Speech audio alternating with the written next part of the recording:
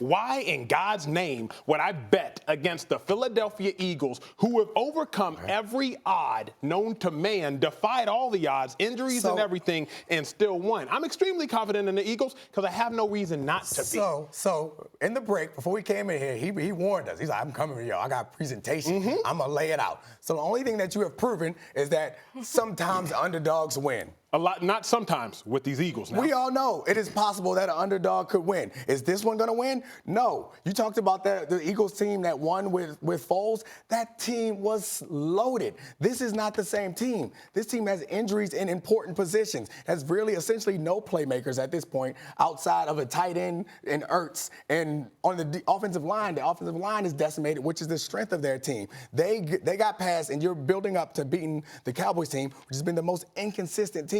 Now you're trying to pretend like that's something a badge of honor, like beating the Cowboys is a big thing. Like, it was impressive that somehow through all those injuries and setbacks that coach and that quarterback and all those players who had to step up found a way to get to the place that they are now. But now you don't get to run off a bunch of wins against bad teams. You're in the playoffs. You have to play against playoff teams. People named Russell Wilson, and that man is cold. It's going to be a cold day in Philadelphia if they pull off this upset. I don't see it happening. And you have proven with your presentation that it is possible. I'm not saying it's impossible, but it's sure as hell unlikely.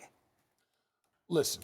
You brought up Emmanuel Acho. You brought up the fact he used my government name. I used it first. He used my government name. You bringing up stuff from 2017. That's right.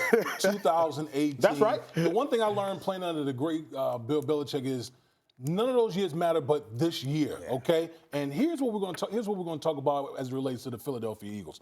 Everyone talks about Carson Wentz. Carson Wentz has been. Great. I think we all can say Carson Wentz has been balling.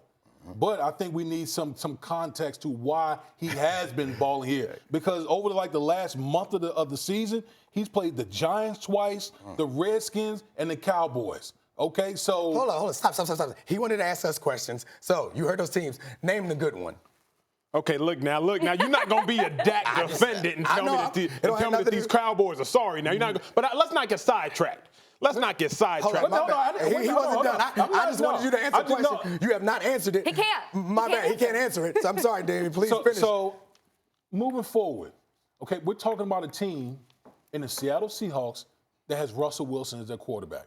One of the best quarterbacks in the National Football League, a quarterback who was in the MVP race until basically the end of the season to go along with Lamar Jackson. Did you know that Russell Wilson this year is 7-1? In away games, 7-1. As much as we laud the Seahawks for playing how well they play at home, he is 7-1. He has a better record in away games than he does playing at home. So it doesn't matter where the Seattle Seahawks play. They bring their game. Russell Wilson and Seattle Seahawks bring their game anywhere it goes. Go ahead. Defense. Who's gonna deal with Jadeveon Clowney?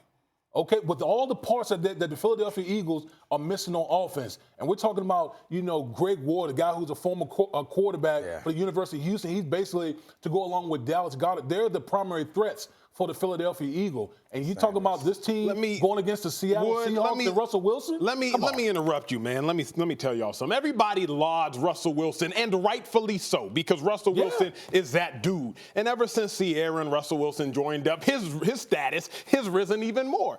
But Russell Wilson without a running game is not the same Russell Wilson that everybody's familiar with. The Seahawks in their wins, they average 158 yards rushing. In their losses, they average 100 yards rushing. They lost Chris Carson. Marshawn Lynch, he's back, but that's a 33-year-old Marshawn Lynch who's had maybe one too many Skittles. So, with all that being said, Russell Wilson is a dog, but I'm just not convinced that the Seahawks are going to march in here and face a team that is the underdog. Not one of many underdogs, Neek, the underdog team that has overcome all odds, not just this year, but the year before and the year before. Not having running backs, I actually think that makes Seattle better, because I think their coaching staff wants to be a ground and pound team when they have an an air-it-out quarterback. They focus on the run, in my personal opinion, far too much. They have Lockett, they got Metcalf, and they got Russell Wilson, who is almost impossible to sack. He's got a pinpoint accurate arm. They're better off if they run the ball less. I'm happy. I'm not happy for any players being injured, but I'm happy if they're going to focus more on the passing game, especially going against the Eagles, who don't have no corners. Who going to guard anybody? All their corners are hurt. But statistically, you know this. If you don't have a running game, Neek, you play DB, you know this better than anybody sitting at this desk. You're one-dimensional. Right. And the thing about the Seahawks is they're one-dimensional. If you don't have a running game, I would accept that. I would accept that if the quarterback was not Russell Wilson. Russell Wilson is not one-dimensional. Russell Wilson is 3, 4, 5, 6 dimensions in one player. He's not a regular dude. I agree with you. If I'm a cornerback, I'm terrified, or I feel much more comfortable if I know that they have to pass. We can call coverages for that. But they don't have to pass just because he drops back. He can run. He can break tackles in the backfield. He can scramble drill. We got deep balls. I would much rather play a team that has a pocket passer and a good running attack than a team with a man named Russell back there, taking up snaps from shotgun. Yeah, listen, I go back to Carson Wentz, who's been playing fantastic football the last month of the season. But how much can Carson Wentz put a team on his back against an opponent who has a quarterback situation that's just as good or probably even better, who has better personnel across the board with the injuries that the Philadelphia Eagles have going on in their roster? So again, I go back to, yes, Carson Wentz has been balling the last month of the season, but you also got to look at why he was balling, the opponents that he was going against, and now that you enter in the playoffs, you're going against an opponent that they play defense.